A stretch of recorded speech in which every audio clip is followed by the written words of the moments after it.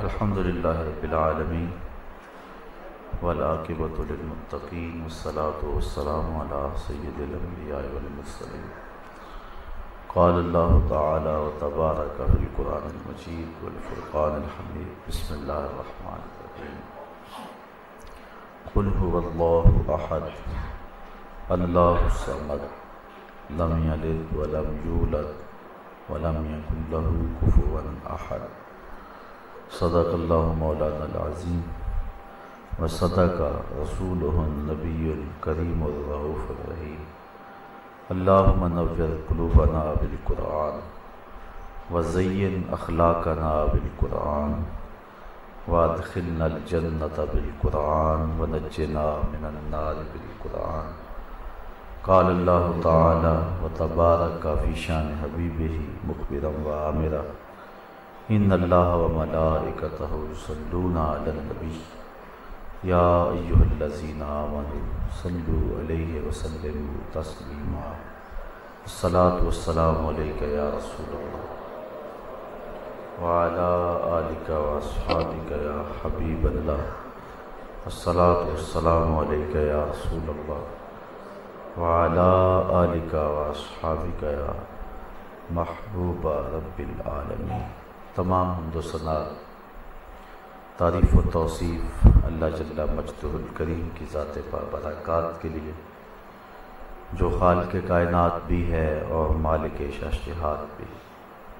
اللہ جل وعلا کی حمد و ثنا کے بعد حضور نبی اکرم شفیع امم رسول محتشم نبی مکرم اللہ کے پیارے امت کے سہارے رب کے محبوب دانائے غیوب مالک رقاب امم فخر عرب و عجم والی کون و مکان سیاہ لا مکان سید انس و جاں سرور لالا رخاں نیر تاباں سرنشین مہوشاں ماہ خوباں شہنشاہ حسینہ تتمہ دوراں سر خیل زہرہ جمالہ جلوہ صبح ازل نور ذات لم یزل باعث تکوین عالم فخر آدم و بنی آدم نیر بطحا رازدار ما اوہا شاہد ما طغا صاحب علم نشرہ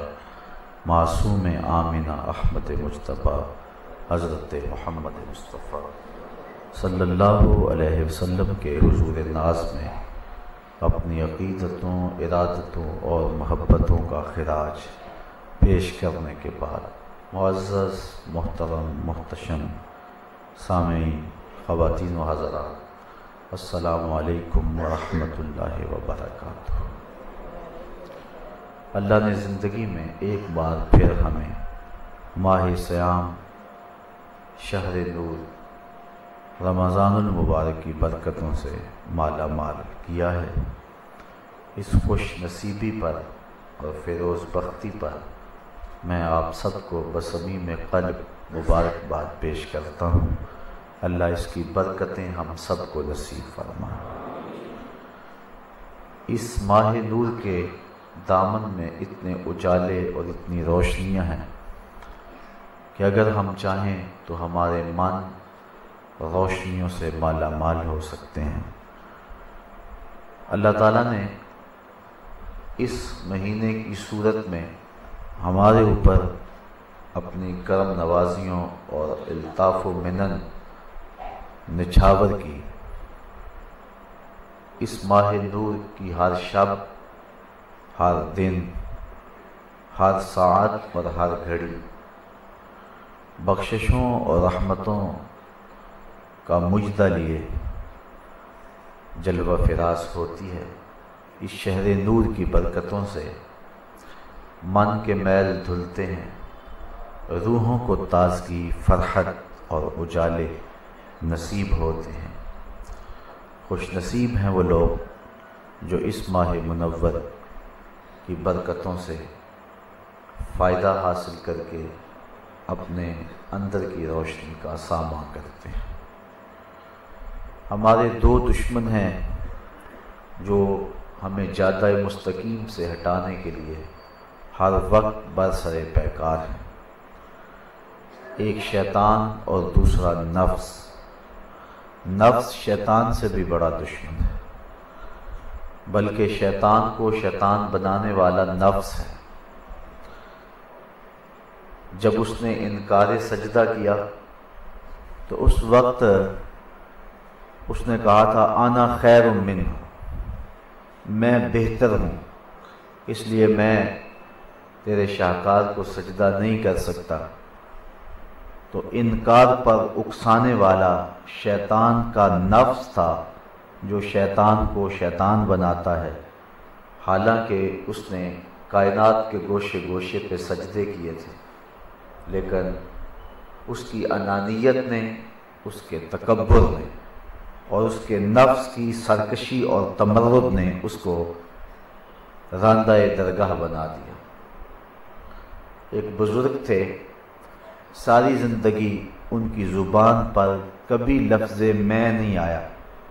وہ کہتے تھے اسی لفظ نے شیطان کا بیڑا غرق کیا۔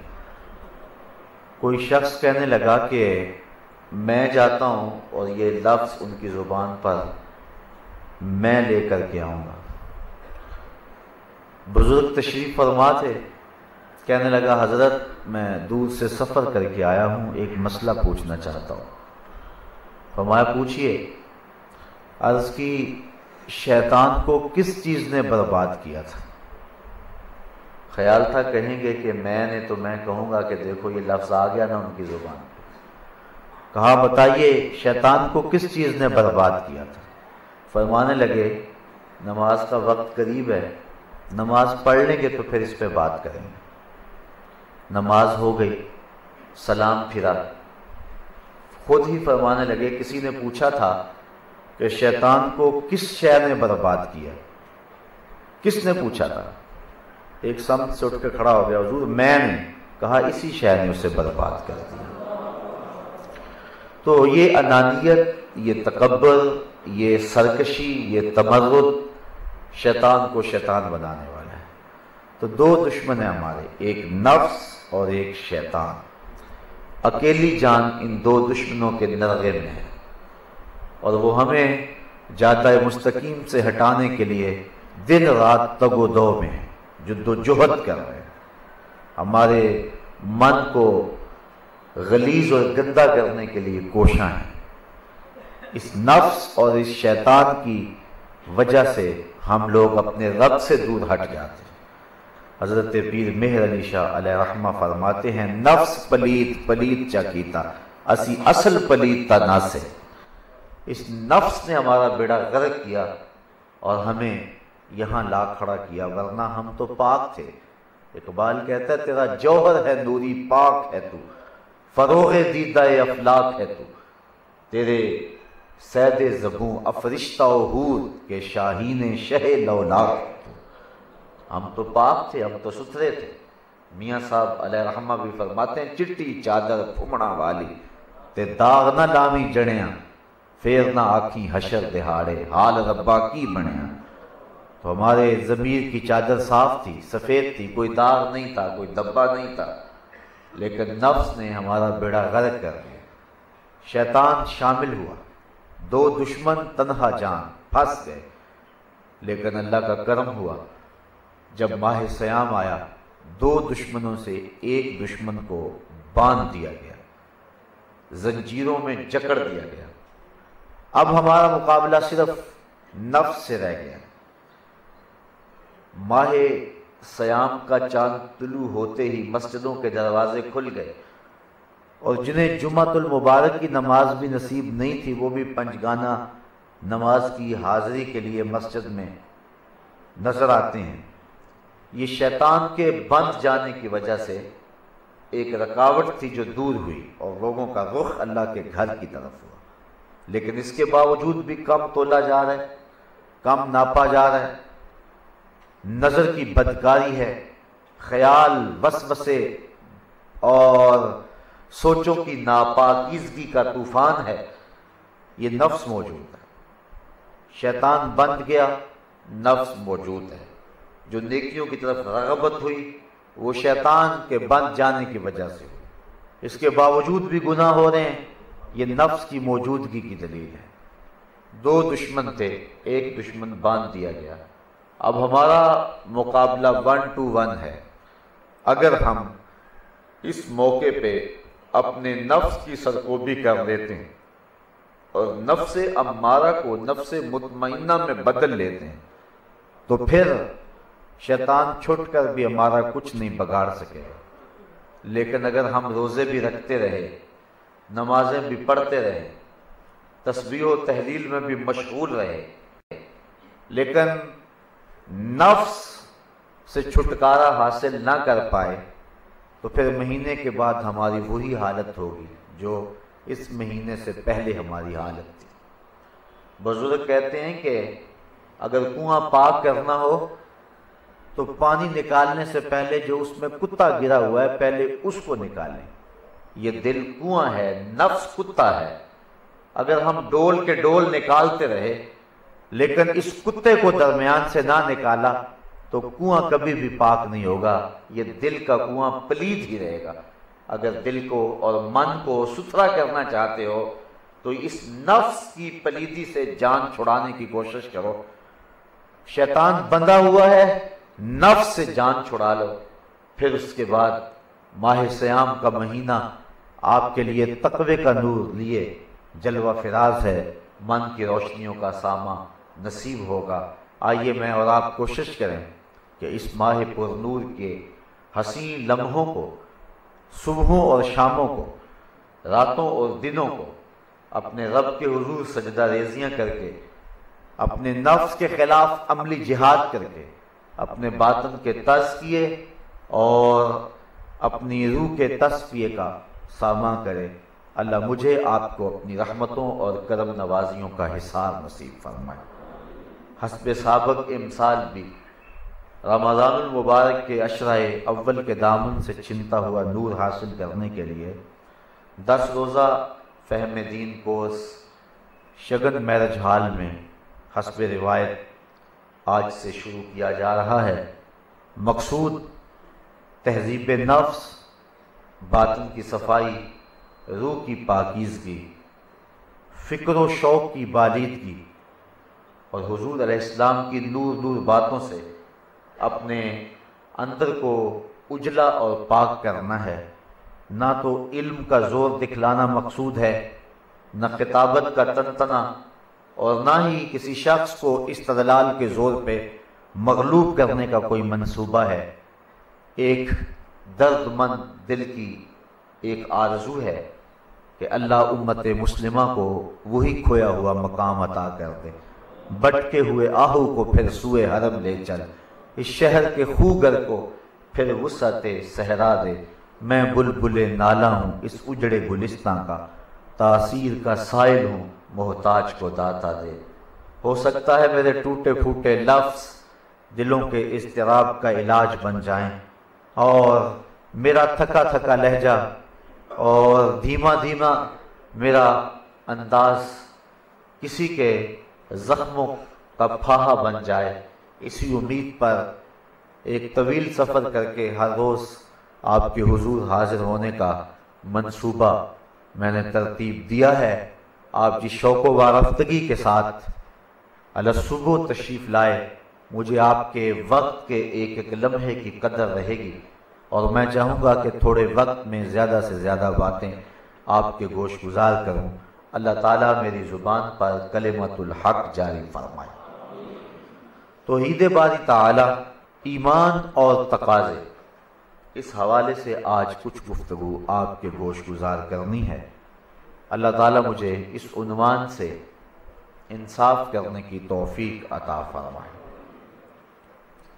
توحید اللہ کو ایک ماننے، ایک کہنے اور اس کا اقرار کرنے کا نام ہے۔ حضرت علامہ سید شریف جرجانی رحمۃ اللہ تعالی علیہ فرماتے ہیں، التوحید ثلاثۃ اشیاء، توحید 3 چیزوں کا نام ہے۔ پہلی چیز معرفت اللہ بالربوبیہ، اللہ کی ربوبیت کی معرفت۔ دوسری چیز والاقرار بالوحدانیہ، اللہ کی وحدانیت کا اقرار کرنا، اور تیسری وَنَفْيُ الْأَنْدَادِ عَنْهُ جُمْلَةً، اس سے تمام ضدوں کی نفی کرنا، اس سے تمام شرکاء کی نفی کرنا، اس کی ذات میں، اس کی صفات میں، کسی معاملے میں بھی اس کا کوئی شریک نہیں ہے۔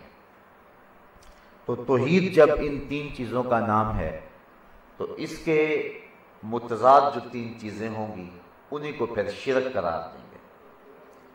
حضرت شاہ ولی اللہ محدث دہلوی علیہ رحمہ حجت اللہ البالغہ کے اندر فرماتے ہیں کہ توحید چار چیزیں ہیں۔ پہلی چیز صفت وجوب وجود، یعنی اللہ تعالیٰ کی ذات کو واجب الوجود ماننا۔ میں اور آپ ممکن الوجود ہیں، ہم ہیں ٹھیک، نہ ہوتے پھر بھی کوئی فرق نہ پڑتا۔ جس کا ہونا نہ ہونا دونوں برابر ہوں اس کو ممکن کہتے ہیں۔ ہمارا ہونا اور نہ ہونا دونوں جہتیں برابر ہیں، اگر نہ بھی ہوتے تو کوئی فرق نہیں پڑتا تھا، ہم ممکن ہیں۔ جس کا نہ ہونا ضروری ہو اس کو ممتنع کہتے ہیں۔ اللہ تعالیٰ کا شریک ناممکن ہے، اور اللہ تعالیٰ کی ذات واجب الوجود ہے، یعنی اس کی ذات کا ہونا ہی ضروری ہے۔ ایک تو اس کا اعتقاد، یہ توحید ہے۔ دوسرا ہر شے کا خالق اللہ کو جاننا۔ کائنات میں کوئی بڑی چھوٹی چیز ایسی نہیں ہے جس کو اللہ نے تخلیق نہ کیا ہو۔ ہاتھی کا خالق بھی وہ ہے اور چونٹی کا خالق بھی وہی ہے۔ اس اعتقاد کو توحید کہتے ہیں۔ تیسری چیز حضرت شاہ ولی اللہ محدث دہلوی فرماتے ہیں ہر شے کا مدبر صرف اللہ کو جاننا، یعنی ہر شے کی تدبیر کرنے والا وہ ہے۔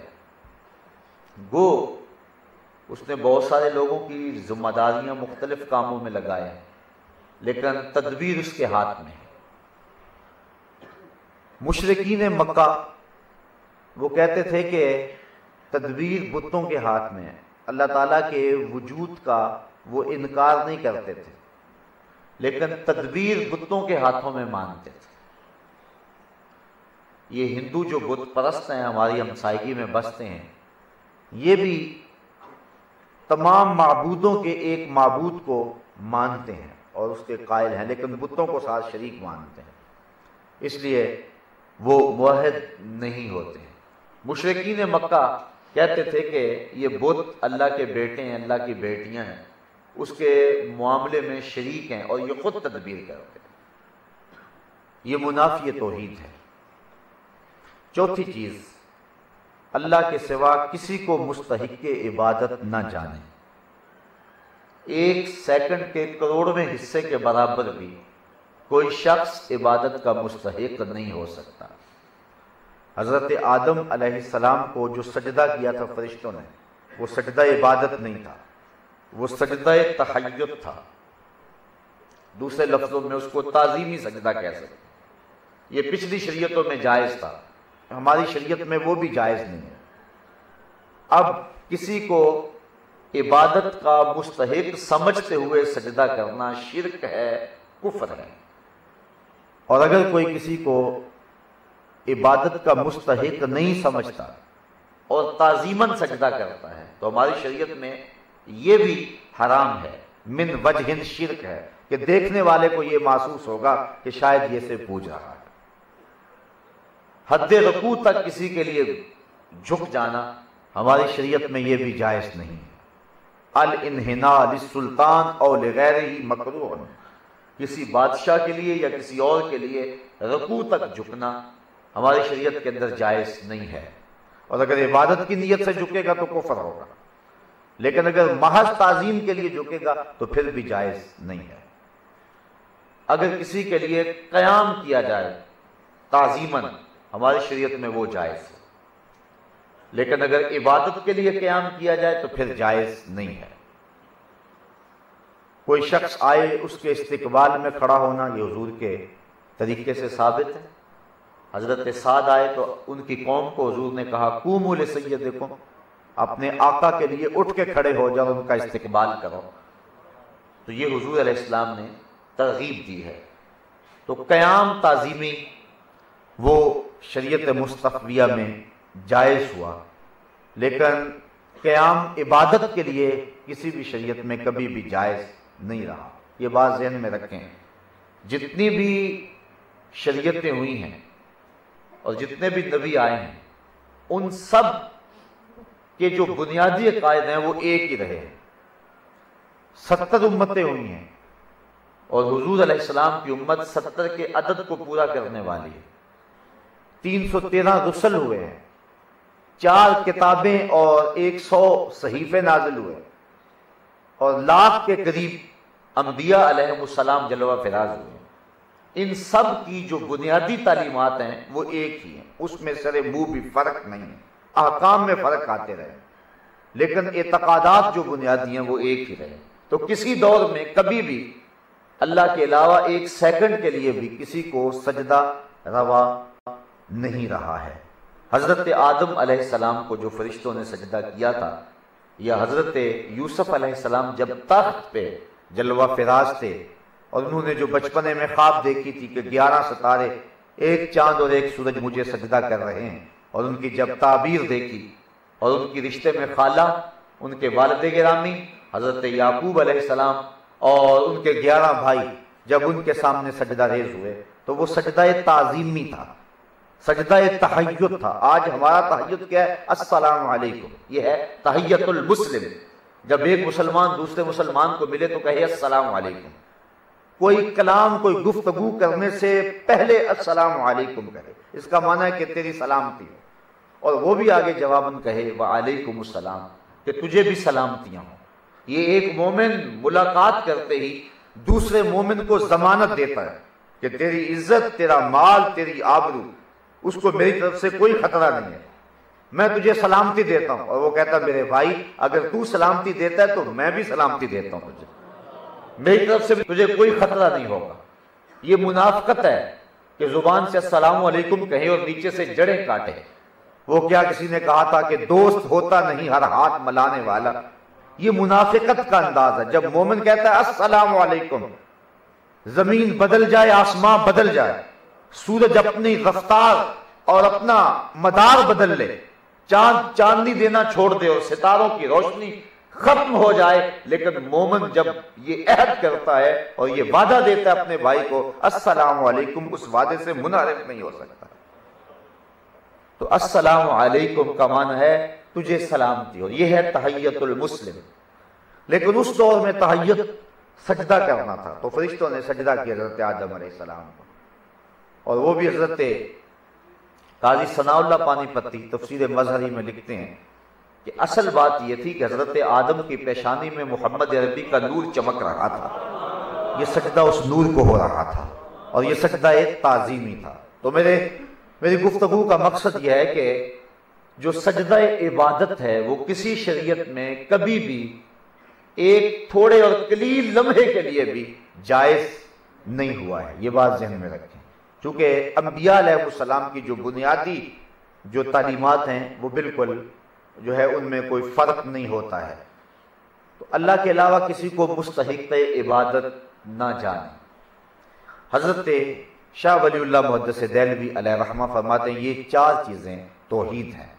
میر شریف جرجانی علیہ رحمہ نے اوپر جو تعریف میں نے آپ کے سامنے رکھی کہ اللہ کی ربوبیت کی معرفت، اس کی وحدانیت کا اقرار، اور اللہ تعالیٰ کی ذات سے جو ہے وہ شریک کی نفی کرنا، یہ توحید ہے، اور یہی توحید خالص ہے۔ اب اس عنوان کے ساتھ بہت کچھ کہا جا سکتا ہے، لیکن مجھے وقت کی تنگ دامانی کا بہرحال لحاظ ہے، تو یہ تو ہمارا بنیادی عقیدہ توحید کا ہوا، اللہ تعالیٰ کی وحدانیت کا، اور کوئی بھی اس کا شریک نہیں ہو سکتا، نہ ذات میں نہ صفات میں، وہ مستقل بالذات ہے۔ ہم اللہ تعالیٰ کی کرم نوازیوں کے نور سے فیض حاصل کر کے اس دنیا کے اوپر سما، حیات، زندگی، جو کچھ بھی ہمیں نصیب ہوا، لیکن اللہ تعالیٰ سما، حیات، جو کچھ بھی اس کی صفات ہیں، جو نہ عین ذات ہیں نہ غیر ذات ہیں، یہ نہیں کہ وہ حادث ہیں کہ پہلے نہیں تھی بعد میں ہیں یا ان کو پیدا کیا گیا، بلکہ اللہ تعالیٰ کی ذات کی طرح وہ بھی مستقل بالذات ہیں، اور وہ اپنی ان صفات کے لیے کسی کا محتاج نہیں۔ جب مخلوق نہیں تھی تب بھی وہ خالق تھا، جب مرزوق نہیں تھا تب بھی وہ رازق تھا، اور جب کوئی شے موجود نہیں تھی تب بھی وہ سمیع تھا اور بصیر تھا۔ اس کے اوپر کبھی بھی عدم نہیں آیا، نہ اس کی ذات پر اور نہ اس کی صفات پر۔ وہ حدث سے، عدمیت سے پاک ہے۔ اللہ تعالیٰ جل شانہ کے بارے میں ہمارا عقیدہ یہ ہے کہ عقل اس کا احاطہ نہیں کر سکتی۔ عقل، فہم، گمان، تصور میں جو آئے اس کی نفی کر دینی چاہیے۔ یعنی ہمارا عقیدہ ہے کہ وہ موجود ہے، واجب الوجود ہے، لا شریک ہے، پوری کائنات کو وہ اپنے قبضہ قدرت میں لیے ہوئے ہے، کسی کا محتاج نہیں، سارا زمانہ سارا جہان اس کا محتاج ہے، اسے کسی کی ضرورت نہیں، سارے زمانے کو اس کی ضرورت ہے۔ وہ کبھی بھی جو ہے وہ عدمیت میں نہیں تھا، بلکہ وہ ازل سے ہے اور تا بابد ہے، نہ اس کی ابتدا ہے نہ اس کی انتہا ہے، نہ سمجھ میں آ سکتا ہے، نہ فہم میں سما سکتا ہے، نہ گنتی میں آ سکتا ہے۔ علماء نے کہا کہ اس کے لیے جو واحد یا احد کا لفظ ہے، یہ وحدت عددی نہیں ہے، نوعی نہیں ہے، جنسی نہیں ہے، اتصالی نہیں ہے، بلکہ یہ وحدت حقیقی ہے۔ یعنی اگر اس کو وحدت عددی کہیں گے تو واحد عربی میں کہتے ہیں الواحد نصف الاثنین، واحد دو کے آدھے کو کہتے ہیں، جو دو کا آدھا ہو اس کو کہتے ہیں ایک، اس کو کہتے ہیں عددی اعتبار سے واحد ہونا۔ اللہ تعالیٰ جل شانہ اس سے بھی پاک ہے، دو کا آدھا ہونا اللہ اس سے پاک اور مبرر ہے، اس کی مثل نہیں کہ جس سے مثال دی جا سکے، لیس کمثلہ شیء، اس لیے عقل انسانی سمجھنے سے قاصر۔ اکبر الہ آبادی نے بڑی خوبصورت بات کی تھی کہ تو دل میں تو آتا ہے سمجھ میں نہیں آتا، میں جان گیا بس تیری پہچان یہی ہے۔ دل مانتا ہے کسی ذات کو لیکن وہ حدود عقل سے برا ہے، نہ دیکھا جائے، نہ سونگا جائے، نہ چھوا جائے، نہ پکڑا جائے، نہ سنا جائے، نہ عقل کے دائرے میں آئے، لیکن اس کے باوجود بھی موجود ہے، بلکہ واجب الوجود ہے۔ اب انسان کہے کہ میری سمجھ میں نہیں آتا، تو کتنی چیزیں ہیں جو انسان کی سمجھ میں نہیں آتی لیکن انسان مانتا ہے۔ آسمان کی مثال لے لیجئے، 1 فٹ کی ٹائل بغیر سپورٹ کے، بغیر ستون کے آپ کھڑی نہیں کر سکتے۔ اتنا بڑا آسمان بغیر ستون کے کھڑا ہے، کیسے کھڑا ہے؟ انسان کیا اس کو سمجھ گیا ہے؟ تو انسان کے بس کا روگ ہی نہیں ہے۔ اگر کوئی تصور ذہن میں پیدا ہو جائے اللہ تعالیٰ کی ذات کے بارے میں، کوئی تصور پیدا ہو جائے ایسا ہے ویسا ہے، تو وہ ایسے ویسے سے پاک ہے، یعنی کم سے بھی پاک ہے، کمیت سے بھی پاک ہے۔ مقولات عشر میں سے کوئی شے اس کا احاطہ نہیں کر سکتی۔ تو پھر جو بھی خیال آئے اور جو بھی تصور باندھے یا تصور آ جائے، اس تصور کی نفی کریں کہ وہ خدا نہیں ہے، کیونکہ جو عقل کے دائرے میں آ گیا وہ خدا نہیں ہو سکتا ہے۔ عقل اس کی مخلوق ہے، اس لیے مخلوق خالق کا احاطہ کیسے کر سکتی ہے؟ اس لیے ہماری سمجھ میں نہیں آ سکتی۔ بات سمجھ میں اس لیے نہیں آ سکتی، لیسا کمثلہ ہی، اس کی مثل کچھ ہے ہی نہیں۔ کوئی مثل ہو تو مثال دینا۔ ایک نابینا آدمی جو پیدائشی نابینا ہے، اس کو آپ سمجھا سکتے ہیں کہ سبز رنگ یہ ہوتا ہے، سرخ یہ ہوتا ہے اور سفید یہ ہوتا ہے؟ کبھی ممکن ہی نہیں ہے۔ جو پیدائشی نابینا ہے اس کو آپ جو مرضی دلیل دے لیں لیکن اس کو نہیں سمجھا سکتے کہ سرخی اس طرح کی ہوتی ہے۔ حافظ صاحب کی کھیر مشہور ہے کہ کوئی حافظ صاحب نابینے تھے، ان کے پاس کھیر لے آیا اور کہا کہ حافظ جی کھیر کھا لیں، تو حافظ صاحب نے پہلے کبھی کھیر کھائی نہیں تھی، تو کہنے لگے کھیر کیسی ہوتی ہے؟ تو وہ کہنے لگا کہ جناب وہ بالکل سفید ہوتی ہے۔ اب آپ سب کو سفیدی کا تو پتہ نہیں تھا، کہنے لگے کہ سفیدی کیسے ہوتی ہے؟ وہ کہتے ہیں بالکل دودھ کی طرح۔ انہوں نے کہا دودھ کیسے سفید ہوتا ہے؟ اب جو سمجھانے والا پریشان ہو گیا، کہنے والا بالکل جو بگلا جانور ہوتا ہے نا اس کی طرح ہوتا ہے۔ اب آپ سب کہنے لگے وہ بگلا کیسے ہوتا ہے؟ انہوں نے اپنے بازو کو یوں ٹیڑھا کیا اور کہا ذرا ہاتھ دو، ہاتھ دیا اور اپنے جو ہے وہ بازو پہ پھیرا، کہا اس طرح کا ہوتا ہے۔ تو آپ سب کہنے لگے پھر اتنی ٹیڑھی کھیر تو مجھ سے نہیں کھائی جائے گی۔ اب ان کو کھیر کی رنگت کو سمجھانا، چاہے بگلے سے سمجھائیں، چاہے دودھ سے سمجھائیں، چاہے چینی سے سمجھائیں، چاہے کسی اور چیز سے سمجھائیں، مجھے بتائیں آپ سمجھا سکتے ہیں اس کو جو پیدائشی نابینا ہے؟ اس کو سرخ رنگت سمجھا سکتے ہیں؟ اس لیے جو عقل محدود ہے لامحدود کو کیسے پہچان سکتی ہے؟ اس لیے ماننا ہے، جہاں تک بات ہے کہ عقل میں آ جائے یہ ممکن ہی نہیں ہے۔ تو دل میں تو آتا ہے سمجھ میں نہیں آتا، میں جان گیا بس تیری پہچان یہی ہے۔ تو باوجود کہ عقل اس کا ادراک نہیں کر سکتی، فہم کا من نہیں ڈال سکتا، سوچیں لاغر ہیں، خیالات کمزور ہیں اور علم بے بس ہے۔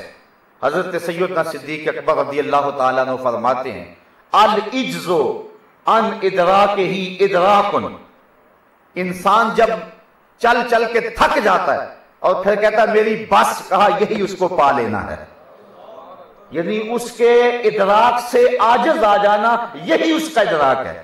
بندہ کہے میری بس، یہ میرے بس کا روگ نہیں ہے۔ تو جب بندہ ہاتھ جوڑ کے کھڑا ہو جائے کہ میری بس، میں نہیں جو ہے وہ احاطہ کر سکتا، تو بندے کی بے بسی ہی جو ہے وہ اللہ تعالیٰ جل شانہ کا یقین بندے کو دیتی ہے۔ اس لیے اس کی ذات کے بارے میں ہم کوئی تصور ذہن میں قائم نہیں کر سکتے۔ جن لوگوں نے یہ بات کہی کہ وہ کرسی میں بیٹھا ہے اور 4 انگل بھی کرسی نہیں بچی بلکہ چر چر کر رہی ہے، انہوں نے غلط کہا ہے۔ یہ تشبیہ کا عقیدہ، ہم نہیں اس کو مانتے۔ ہم تنزیہ کے قائل ہیں، منزہ، وہ منزہ ہے ہر عیب سے، ہر نقص سے۔ حضرت طلحہ سے روایت ہے سبحان کی تشریح کے اندر، حضرت طلحہ نے حضور سے پوچھا تو حضور علیہ السلام نے کہا کہ اس کا معنی یہ ہے تنزیہہ عن کل سوء، ہر کمی، کجی، کمزوری، نقص سے اللہ کو پاک بتانا، یہ اللہ کا سبحان ہونا ہے۔ تو وہ سبحان ہے۔ اس لیے اگر کرسی پر بیٹھا ہے اور کرسی کا یہ مفہوم لیا جائے کہ اس کے اندر سما گیا ہے، تو پھر کرسی محاط ہو گئی، وہ محیط ہو گیا۔ اللہ تعالیٰ جل شانہ محیط نہیں ہے بلکہ پوری کائنات کو وہ گھیرے ہوئے ہیں۔ وسع کرسیہ السماوات، اس کی جو کرسی ہے، اقتدار کی کرسی جو ہے، وہ پوری کائنات کو اپنے قبضے میں لیے ہوئے، اس کو گھیرے ہوئے ہے، نہ کہ کرسی اس کو گھیرے ہوئے۔ تو اس لیے ہم عقیدہ جو ہے وہ تنزیہ بلا تشبیہ کا رکھتے ہیں، یعنی اس کی کوئی مثل ہی نہیں جس سے مثال دیں۔ کوئی مثل ہو تو مثال دیں، جب کوئی مثل ہی نہیں ہے تو پھر مثال کیسے دیں؟ تو اگر کوئی سمجھنے کے چکر میں پڑ جائے گا تو نہیں سمجھ سکے گا۔ اس لیے فرمایا تذکروا بآلاء اللہ، فرمایا کہ اللہ کی نشانیوں میں غور کرو، اس کی ذات میں غور نہ کرو۔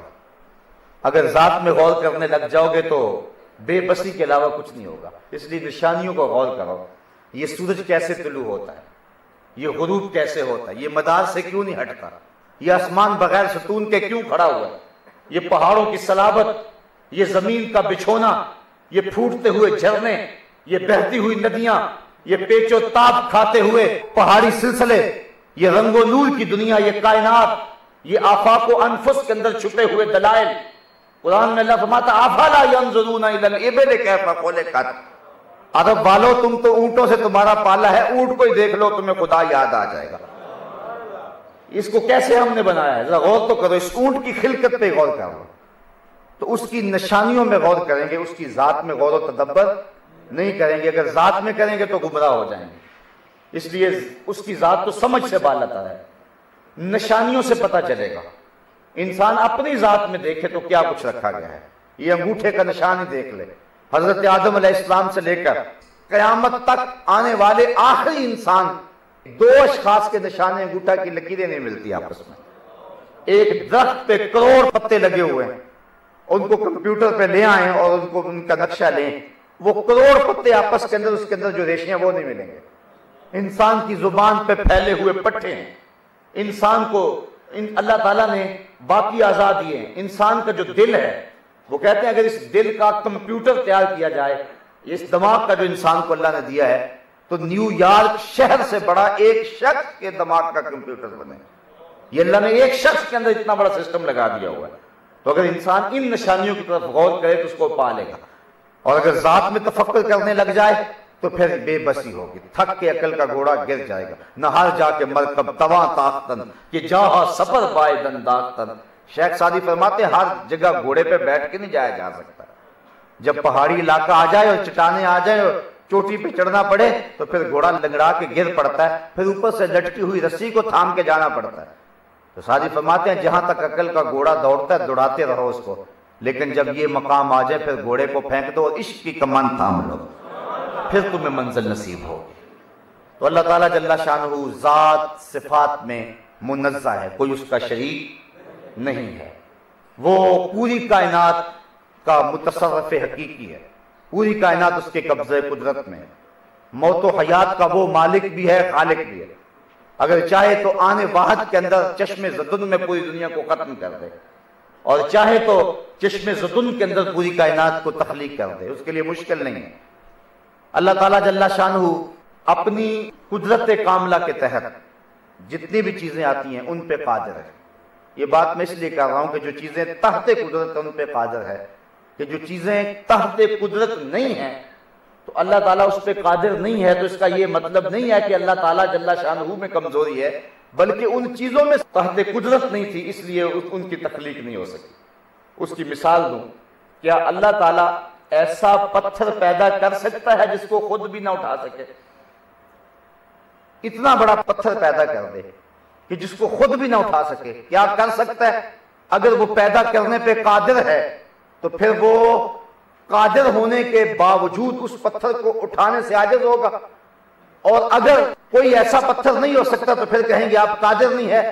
تو اصل بات ہے کہ ایسا پتھر پیدا ہو ہی نہیں سکتا کہ جو اس کی قدرت اور اس کی طاقت سے باہر ہو، اس لیے قصور رب کی قدرت کا نہیں ہے بلکہ اس کی ذات میں صلاحیت نہیں ہے کہ وہ تخلیق پا سکے، اس لیے اللہ ہر مقدور پہ قادر ہے۔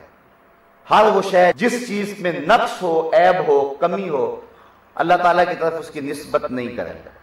اللہ تعالیٰ جھوٹ بولنے پہ قادر ہے نہیں کہہ سکتے، ہم اپنے آپ کو ہلاک کرنے پہ قادر ہے نہیں کہہ سکتے، اللہ تعالیٰ اپنی طرح کا ایک اور معبود بنانے پہ قادر ہے ہم نہیں کہہ سکتے۔ یہ چیزیں تحت قدرت ہی نہیں ہیں، اور اس کا جو عیوب ہیں، جس طرح جھوٹ کی میں نے بات کی، ان کی نسبت اللہ کی طرف نہیں کی سکتے۔ خلق کے جتنے بھی اعمال ہیں سب کا خالق اللہ ہے، لیکن حکم یہ ہے کہ جو برے اعمال ہوں ہمارے اس کی نسبت اللہ کی طرف نہ کریں، اور جو اچھے اعمال ہو اس کی نسبت اللہ کی طرف کریں۔ حضرت ابراہیم علیہ السلام کا واقعہ پڑھ لیں، وہ کہتے ہیں جب میں بیمار ہوتا ہوں تو وہ مجھے شفا دیتا ہے، یہ نہیں کہا جب وہ مجھے بیمار کرتا ہے تو پھر مجھے شفا دیتا ہے، یا جب وہ مجھے بیمار کرتا ہے تو میں ایسی دوا استعمال کر دیتا ہوں جس سے شفا ہو جاتی ہے، نہیں، کہا جب میں مریض ہوتا ہوں، میں بیمار ہوتا ہوں تو وہ مجھے شفا دیتا ہے۔ تو مرض کی نسبت اپنی طرف کی اور شفا کی نسبت اپنے رب کی طرف کی۔ بہرحال اللہ تعالیٰ جل شانہ اپنی تمام تر شانوں کے باوجود اور اپنے تمام تر کمالات کے باوصف کائنات کا متصرف حقیقی ہے، جو چاہے جب چاہے جس کو چاہے جتنا چاہے دے دے، اس کو کوئی پوچھنے والا نہیں، وہ کسی کا محتاج نہیں، سارا زمانہ ساری دنیا اس کی محتاج ہے۔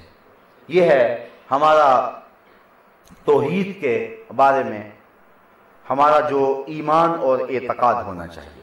بہت ساری چیزیں اور بھی ہیں لیکن وقت کی تنگ دامانی۔ اب عقیدہ توحید نصیب ہے ہمیں، اور ہم اللہ تعالیٰ جل شانہ کو واجب الوجود، مستقل بذات اور مستحق عبادت مانتے جانتے ہیں۔ اب اللہ کا کوئی شریک اور کوئی ند ہم نہیں ٹھہراتے ہیں، کوئی اس کی ضد نہیں ہو سکتی۔ اب اس کے تقاضے کیا ہیں؟ تو یہ تو توحید کا عقیدہ ہے، اب اس کے تقاضے کیا ہیں؟ توحید ایک زندہ قوت ہے، یہ بات ذہن میں رکھیں، یہ صرف علم الکلام کا مسئلہ نہیں ہے۔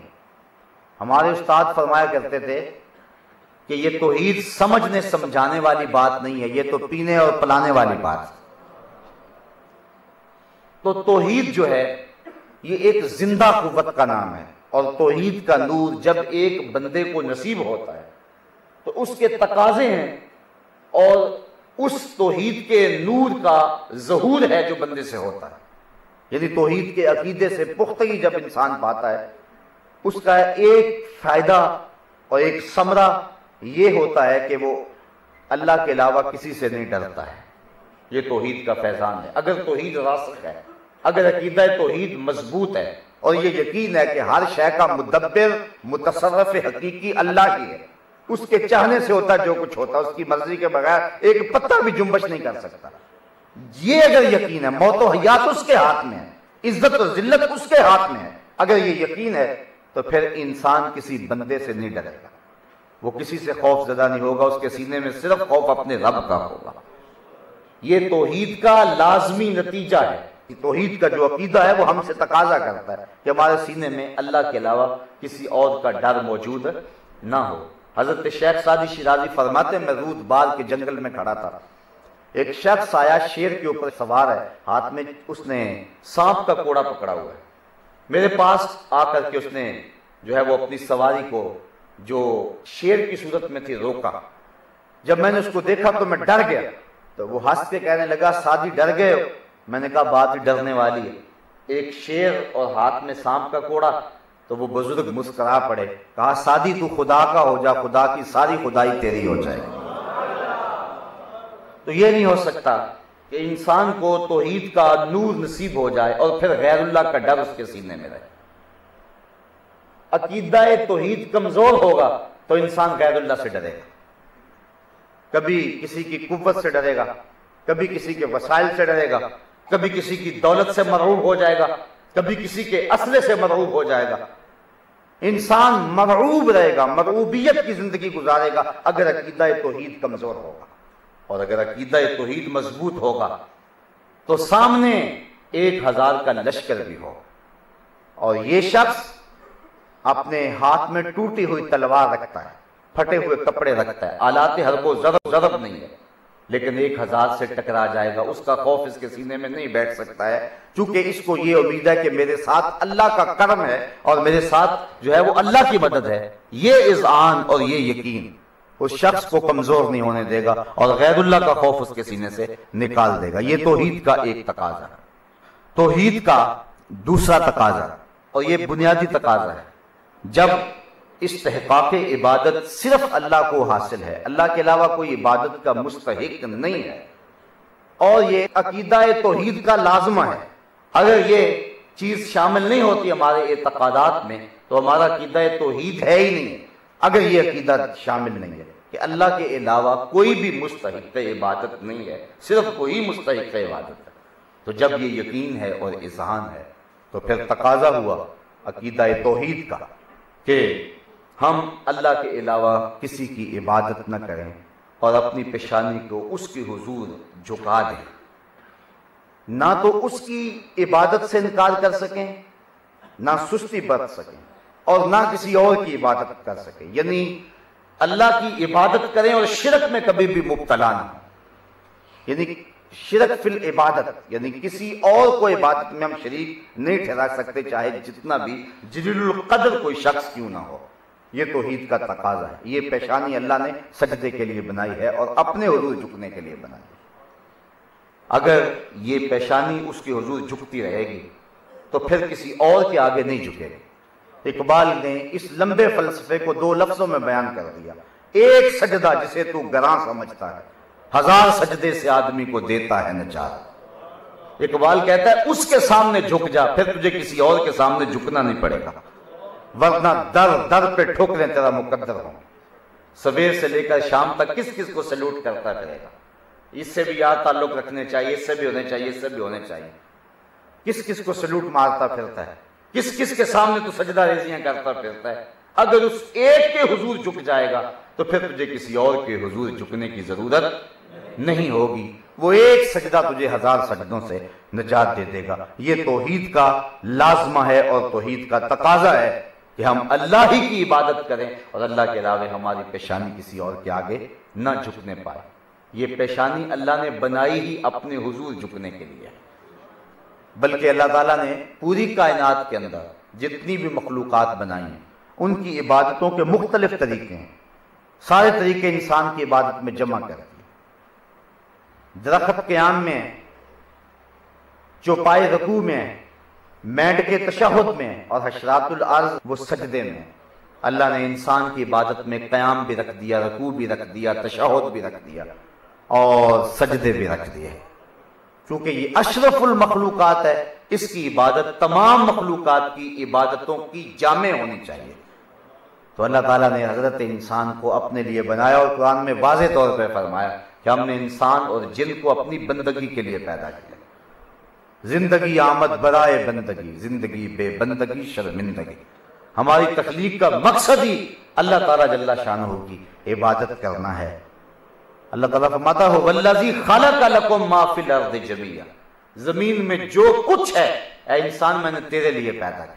ہر شے انسان کے لیے بنائی اور انسان کو اپنے لیے بنایا۔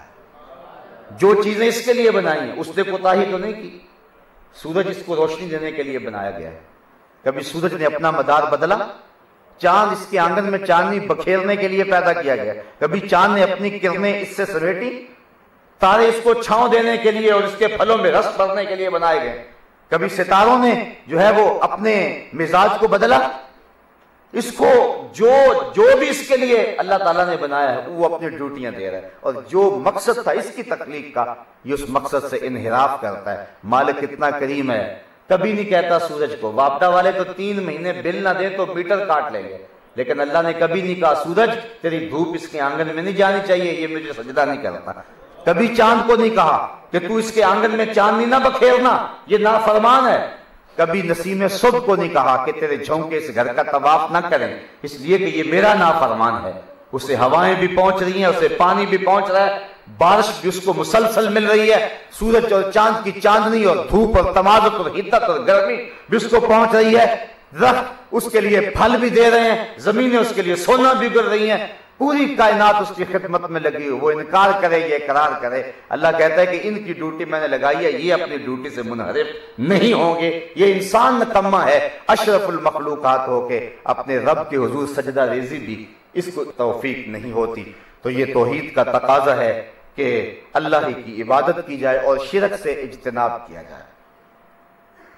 توحید کا تیسرا تقاضا یہ ہے کہ اللہ پر توکل کیا جائے، اللہ پر بھروسہ کیا جائے۔ اللہ تعالیٰ قرآن مجید میں ارشاد فرماتا ہے کہ توکل کرنے والے اسی پہ توکل کرتے ہیں، اور جو اللہ پر توکل کر لے اللہ اس کے لیے کافی ہو جاتا ہے۔ اور ایک حدیث میں آتا ہے اگر تم اللہ پر توکل کرنے کا جو حق ہے وہ ادا کر دو، وہ تمہیں اس طرح رزق دے جس طرح پرندوں کو عطا کرتا ہے۔ پرندے جب گھر سے نکلتے ہیں تو انہیں نہیں پتا ہوتا ہم نے کہاں جانا ہے، وہ کوئی جگہ چھوڑ کے نہیں آئے ہوتے کہ کل یہاں آنا ہے۔ بن توکل پنچھی اڑ دے تے خرچ نہ پلے زیرا ہو۔ جب اڑتے ہیں تو انہیں کوئی پتہ نہیں ہوتا، لیکن جب صبح ہو جاتے ہیں تو خالی پیٹ ہوتے ہیں، شام کو جب آتے ہیں ان کے پیٹ بھرے ہوئے ہوتے ہیں، وہ اللہ کے بھروسے پہ اڑتے ہیں۔ اس لیے فرمایا اگر تم توکل کرنے کا حق ادا کر دو تو پھر تمہیں اللہ اس طرح عطا کرے گا جس طرح وہ جانوروں کو عطا کرتا ہے۔ یہ ہم جو کر رہے ہیں کام کاروبار، یہ اسباب کی دنیا، ہمیں اس کی ترغیب دی گئی ہے، لیکن ہمارا رزق اس پہ موقوف نہیں ہے، یہ بات ذہن میں رکھیں۔ مت یہ کوئی سمجھ لے کہ میں کام کرتا ہوں تو رزق ملتا ہے، نہیں کروں گا تو کہاں سے ملے گا؟ جو لکھا ہے وہ مل کے رہے گا۔ شیخ سعدی شیرازی فرماتے ہیں ایک بندہ کہنے لگا کیسے ملے گا؟ جنگل میں گیا، دیکھا ایک لومڑی ہے جس کے ہاتھ بھی نہیں ہے اور اس کے پاؤں بھی نہیں، سوچا کہ اس کو کیسے رزق ملتا ہو۔ تجسس کے لیے ایک درخت کے اوپر چڑھ کے بیٹھ گیا، شیر آیا، اس نے شکار کیا، پس خوردہ چھوڑ کے چڑھا گیا، لومڑی ریگی اور جا کے اس نے وہ جو پس خوردہ تھا شیر کا کھایا اور اپنا پیٹ بھر لیا۔ اب وہ بھی ایک غار میں جا کے بیٹھ گیا، جب تو لومڑی کو بغیر کسی محنت کے دیتا ہے تو میں تو اشرف المخلوقات ہوں، مجھے نہیں دے سکتا۔ ایک دن گزرا، 2 دن گزرے، بھوک سے نڈھال ہوا، تیسرے دن خاطب سے آواز آئی میرے بندے جب میں لومڑی کو دے سکتا ہوں تجھے نہیں دے سکتا، لیکن لومڑی نہ بن شیر بن، خود بھی کھا اور اوروں کو بھی کھلا، ورنہ جو تیرے مقدر کا ہے وہ تو تجھے ملے گا، لیکن تو لومڑی نہ بن شیر بن۔ ہمیں شیر بننے کا حکم دیا گیا ہے کہ ہم جو ہے وہ گھٹنا باندھیں اور پھر توکل کریں، لیکن گھٹنے باندھنے پر ہم انحصار نہیں کر سکتے، یا جو ہم کام کرتے ہیں تو ہم یہ نہ کہیں کہ ہم کام کرتے ہیں تو ملتا ہے، یہ ہم بڑے سمجھدار ہیں۔ کتنے سمجھدار ہوتے ہیں۔ میاں صاحب فرماتے ہیں بے وقوفاں دے نوکر دیکھے دانش مند سیانے۔ انگوٹھا چھاپ آدمی ہے اور بی ایڈ ایم ایڈ اس کا جو ہے وہ اس کی نوکری کر رہا ہے، تو اگر سمجھداری، فہم، معاملہ فہمی سے رزق ملتا ہوتا تو یہ نوکر کیوں ہوتا؟ تو یہ اللہ کی تقسیم ہے، جس کو چاہے جتنا چاہے جب چاہے عطا فرما دے۔ ہم اس پہ توکل کریں اور جب بھی رزق ملے کہیں ہمارے رب نے دیا ہے۔ ہمارا حال یہ ہے کہ جب رزق آ گیا اور ریل پہ لگ گیا، ہم کہتے ہیں منڈا ہی بڑا محنتی ہے، بڑی محنت کی ہے، دن رات اس نے کیا تھا، اتنا کچھ تو ہونا ہی تھا، منڈا ہی بڑا محنتی ہے۔ اور جب کام ایک دم دھڑم گر جاتا ہے کہتا ہے کیا کریں، اللہ کی مرضی، اللہ کو منظوری ایسے تھا۔ جب کام ٹھپ ہوا تو پھر کہنے لگا کہ اللہ کو منظور ایسے تھا، اور جب کام چل رہا تھا اس وقت منڈے کی محنت آ گئی تھی۔ اور میاں دیکھ منڈا کیا کرے گا؟ حضرت علی المرتضیٰ فرماتے ہیں میں اپنی تدبیروں کی شکست سے رب کو پہچانوں، یعنی میں ایک منصوبہ بناتا ہوں کہ یوں ہوگا لیکن ہو کچھ اور جاتا ہے، کہا میں اس سے پہچانا ہے کہ کوئی رب موجود ہے۔ اپنے ارادوں اور تدبیروں کی شکست سے پہچانا ہے کہ کوئی موجود ہے، اس لیے اس پہ توکل کریں، اور اگر توکل کرنے کا حق ادا کر دیں، فرمایا اس طرح رزق دے گا جس طرح پرندوں کو عطا کرتا ہے۔ یہاں ایک اور ضمنی بات عرض کرتا چلا جاؤں، وسیلہ جو ہے یہ توکل کے منافی نہیں ہے، اللہ پر ہی مومن کو بھروسہ کرنا چاہیے، لیکن اگر کسی نبی یا ولی کے وسیلے سے وہ اللہ کی بارگاہ میں پیش ہوتا ہے تو اس کو توکل کے بعض لوگ خلاف کہتے ہیں۔ اگر یہ توکل کے خلاف تھا تو حضور اس کی تعلیم ہی کیوں دیتے؟ ابن ماجہ شریف میں روایت ہے، امام طبرانی نے اپنی موجم میں لکھا، ترمذی میں ہے اور بھی کئی کتب میں، ایک نابینا آیا اور کہنے لگا حضور مجھے آنکھیں چاہیے۔ فرمایا اگر تو صبر کرے تو بہتر، اگر آ کے تو ٹھیک ہے تجھے مل سکتی ہیں آنکھیں۔ اس نے کہا مجھے تو آنکھیں چاہیے۔ میں جو 2 نفل پڑھا، اچھی طرح وضو کر کے 2 نفل پڑھا، اور پھر حضور نے دعا دی اور کہا یہ دعا پڑھ۔ اس دعا کے اندر یہ لفظ تھے، اے اللہ میں تیرے نبی کے وسیلے سے دعا کرتا ہوں۔ حضرت عثمان بن حنیف روایت کرتے ہیں، کہتے ہیں کہ ہم بیٹھے ہوئے تھے، جب وہ واپس آیا تو اس کی آنکھوں میں روشنی آ چکی تھی۔ تو یہ حضور نے خود تعلیم دی، اگر توکل کے منافی ہوتا حضور خود تعلیم نہ دیتے۔ بعض لوگوں کو یہاں یہ گمان پیدا ہوتا ہے کہ وسیلہ تو شرک ہے، حالانکہ وسیلہ کہتے ہیں ما یتقرب بہ، جس کے ذریعے سے کسی اور کا قرب حاصل کیا جائے اس کو وسیلہ کہتے ہیں۔ اللہ تعالیٰ وسیلہ نہیں ہے، اللہ تعالیٰ تو مقصود ہے، اللہ تعالیٰ تو مقصود ہے، اس کے لیے وسیلہ حاصل کرنا ہے۔ سیڑھیاں وسیلہ ہیں، وسائط ہے، چھت مقصود ہے، تو اللہ تعالیٰ وسیلہ نہیں ہے، اللہ تعالیٰ مقصود ہے، اس کے قرب کے لیے سب کچھ کر رہے ہیں۔ تو یہ وسیلہ شرک کبھی نہیں ہو سکتا، کیونکہ اگر وسیلہ مقصود ہوتا تو شرک ہوتا، اور اللہ تعالیٰ نے خود قرآن مجید میں فرمایا وَابْتَغُوا إِلَيْهِ الْوَسِيلَةَ، اس کا قرب حاصل کرنے کے لیے کوئی وسیلہ تلاش کرو۔ لوگ کہتے ہیں وسیلے سے مراد اعمال ہو سکتے ہیں، سجدے، نیکیاں، اچھائیاں، اپنے صدقے اور اپنے زکوٰۃ کے ذریعے سے اللہ کا قرب حاصل کرو۔ یہاں سے اعمال ہے، وسیلہ یہاں ذوات نہیں ہے۔ میں کہتا ہوں میرا ٹوٹا پھوٹا سجدہ اور آپ کے ٹوٹے پھوٹے سجدے بہتر ہیں یا محمد عربی کا وسیلہ بہتر ہے؟ ہمارے اعمال میں جتنا مرضی حسن آ جائے، کیا وہ حضور کی عظمت کو چھو سکتے ہیں؟ اس لیے اعمال کا وسیلہ بھی جائز ہے، ذوات کا وسیلہ بھی جائز ہے، اور وہ جو میں نے آپ کے سامنے حدیث رکھی ہے، حضور نے اپنے وسیلے سے دعا مانگنے کی تلقین کی۔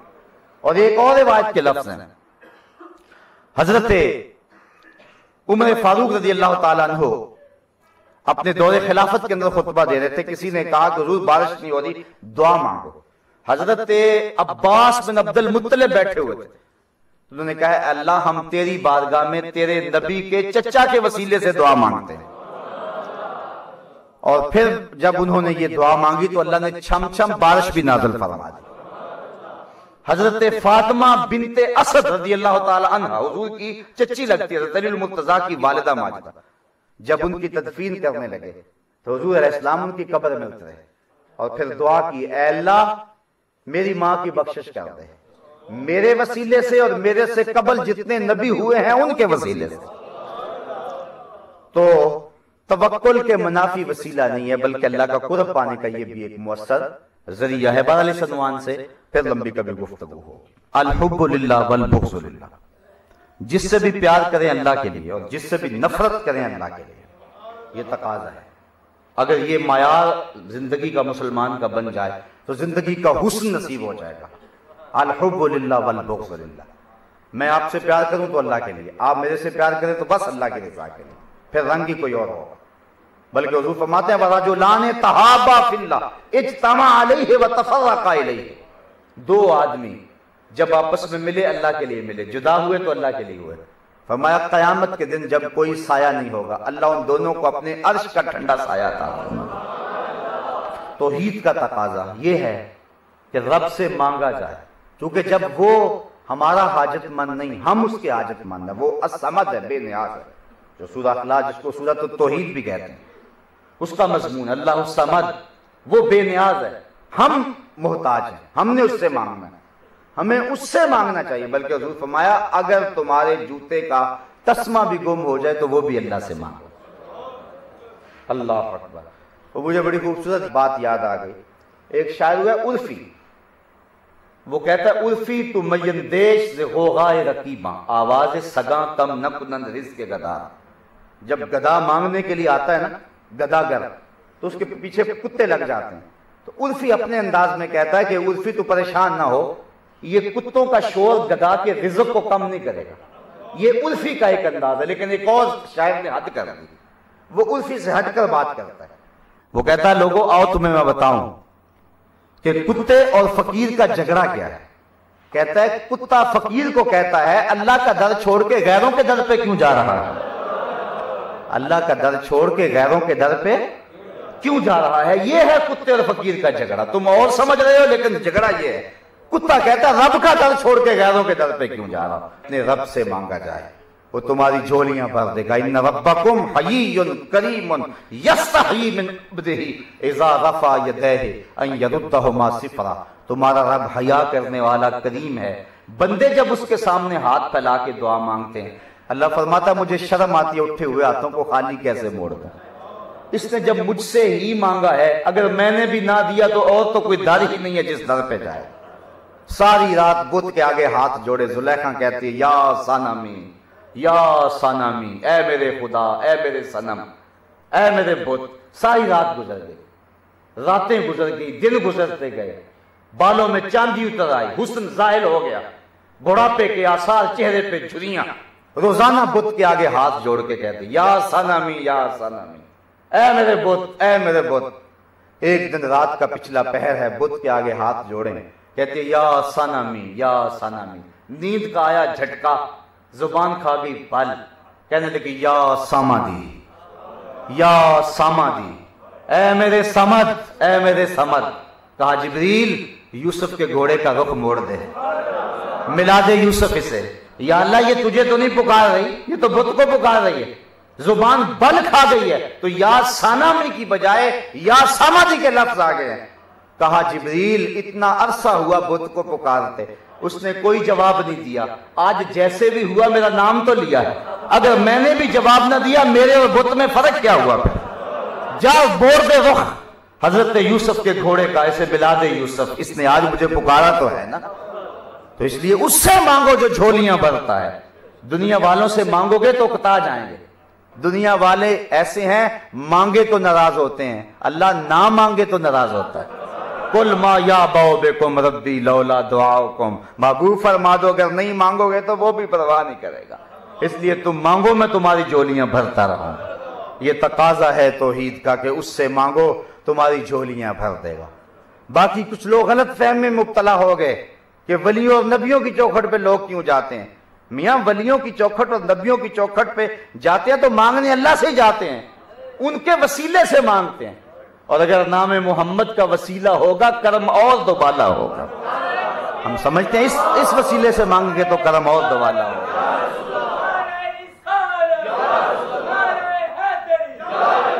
تو آؤ اس سے مانگو، اپنی جھولیاں پھیلا دو. تمہاری ساری ضرورتوں کا کفیل وہ ہے. سحری کے وقت اس کی رحمتیں بہت قریب آ جاتی ہیں. اور وہ کہتا ہے حل میں مسترزقن، ہے کوئی رزق مانگنے والا؟ ہے کوئی کچھ مانگنے والا؟ ہے حل میں مستغفرن، ہے کوئی بخشش مانگنے والا؟ ہم کتنے بد نصیب ہیں، اس وقت ہم لمبی تان کے سوئے ہوتے ہیں جب وہ آوازیں دے رہا ہوتا ہے، اس وقت اٹھو، سجدے میں پیشانی رکھو اور اللہ سے مانگو تمہیں لطف سحر ملے۔ آج کا رمضان کا موسم آ گیا ہے، سحر کا اٹھنا اللہ نے آسان کر دیا، شیطان جو بند گیا ہوا ہے، نفس سے تھوڑا بہت مقابلہ ہو جائے اور سحری کے وقت اٹھ جائیں، تنہائی میں مصلی بچھائیں، پھر آنسو بہائیں، پھر دیکھنا بہے ہوئے آنسوں کی وہ لاج رکھتا ہے کہ نہیں رکھتا ہے۔ جب بندہ اس کے سامنے ہاتھ پھیلا کے دعا مانگتا ہے، اللہ فرماتا ہے مجھے شرم آتی ہے اس کے ہاتھوں کو خالی کیسے موڑوں، کوئی اور در تو تھا نہیں جس در پہ جاتا، آخر میرے در پہ ہی آیا ہے نا، فرشتوں گواہ ہو جاؤ میں نے اس کی جھولیاں بھر دی ہیں۔ تو یہ توحید کا لازمی تقاضا ہے کہ ہم اس سے مانگیں اور جھولیاں پھیلا کے مانگیں۔ آئیے میں اور آپ اللہ تعالیٰ کی ذات پر تیقن، اور یہ دولت ہی ایسی دولت ہے جب کسی مومن کے سینے کو منور کرتی ہے، پھر غیر اللہ کا ڈر اس کے سینے میں موجود نہیں رہتا ہے، اور پھر یہ تقاضے بھی خود بخود نصیب ہوتے چلے جاتے ہیں۔ توحید کا تقاضا یہ ہے کہ اللہ کے لیے کسی غیر کی ملامت سے نہ ڈرے۔ ایک لفظ ہے لوگ کیا کہیں گے، ایک لفظ آپ نے سنا ہوگا، لوگ کیا کہیں گے، اگر میں نے یہ کیا تو لوگ کیا کہیں گے۔ ایک طرف اللہ کا حکم ہے، ایک طرف لوگ کیا کہیں گے، تو پھر اس کا مطلب ہے عقیدہ توحید کمزور ہے۔ اگر عقیدہ توحید مضبوط ہے، زمانہ ملامتیں کرتا پھرے لیکن اللہ کے حکم پہ اپنی جان بھی قربان کر۔ توحید تو یہ ہے کہ خدا حشر میں کہہ دے یہ بندہ دو عالم سے خفا میرے لیے تھا۔ تو یہ خیال کہ لوگ کیا کہیں گے، بعض کا ہم عمل کرنا چاہتے ہیں لیکن معاشرہ آڑے آتا ہے، حالات آڑے آتے ہیں، لوگ کیا کہیں گے۔ بعض لوگوں کو کوئی بات کہ وہ کہتے ہیں جی مجھے گھر سے ہی بڑا مسئلہ ہے، میں نے کہا تو ابھی تک گھر کو ہی فتح نہیں کیا، اتنا عرصہ ہو گیا، ابھی تک تو گھر والوں کو نہیں فتح کیا، تو آگے کیا کرنا ہے؟ ابھی اس کو گھر سے مسئلہ بنا ہوا، ابھی بیوی سے مسئلہ بنا ہوا ہے، ابھی بچوں سے مسئلہ بنا ہوا ہے، تو جو گھر کا ہی فاتح نہیں ہے تو اس نے جہان کو فاتح کیا کرنا ہے؟ اور تو محمد ربی کا شعر ہے، تو نے تو پوری کائنات کو تسخیر کرنا ہے، تو بھی گھر کے چکر سے نکل سکا؟ جی گھر والے نہیں مانتے تو لوگ کیا کہیں گے، یہ عجیب چکر ہے۔ تو توحید کا یہ تقاضا ہے کہ کسی کی پرواہ نہ کی جائے۔ توحید کا نور جب سینے میں آتا ہے تو بندے کو پرواہ ہوتی ہے تو صرف اللہ کی پرواہ ہوتی ہے۔ اللہ اکبر۔ اقبال کہتا ہے ہر لحظہ ہے مومن کی نئی آن نئی شان، گفتار میں کردار میں اللہ کی برہان، یہ راز کسی کو نہیں معلوم کہ مومن کاری نظر آتا ہے حقیقت میں ہے قرآن، جس سے جگر لالا میں ٹھنڈک ہو وہ شبنم، دریاؤں کے دل دہل جائیں جس سے وہ طوفان، جب باری ہو قہاری ہو قدوسی ہو جبروت، یہ چار عناصر ہو تو بنتا ہے مسلمان۔ کیا ہمارے اندر یہ عناصر اربع ہیں؟ کیا ہم اللہ کے لیے زمانے سے ٹکر دینے کے لیے تیار ہیں؟ اگر ہیں تو مبارک ہو، لیکن ابھی ہم گھر کو ہی ابھی تک بیوی کو ہی نہیں فتح کر سکے۔ ہم نے کیا زمانے کو تسخیر کرنا اور کیا کمندیں ڈالنی ہیں ستاروں پہ، اور کیا جہان کو ہم نے اپنا نقشیر بنانا ہے۔ اس لیے یہ فکر کہ لوگ کیا کہیں گے، حالات ایسے ہیں، معاشرہ اجازت نہیں دیتا، ابھی تک تو اس میں پھنسا ہوا ہے۔ دیکھ ان عرب کے بادیہ نشینوں کو جنہوں نے سب کچھ حضور کی دہلیز پہ رکھ دیا اور اپنا سب کچھ حضور کی راہوں میں۔ تو جب تک توحید کا یہ نور سینے میں اتنی روشنی پیدا نہیں کرتا تو پھر سمجھ لیں توحید کا نور آیا ہی نہیں ہے۔ تو یہ توحید کے تقاضے ہیں۔ اللہ تعالیٰ جل شانہ مجھے اپنی رحمتوں اور کرم نوازیوں کا نور نصیب فرمائے۔ وآخر دعوانا الحمدللہ رب العالمین۔ آفاق کے ہر گوشے میں قرآن سنا کر دم لینا،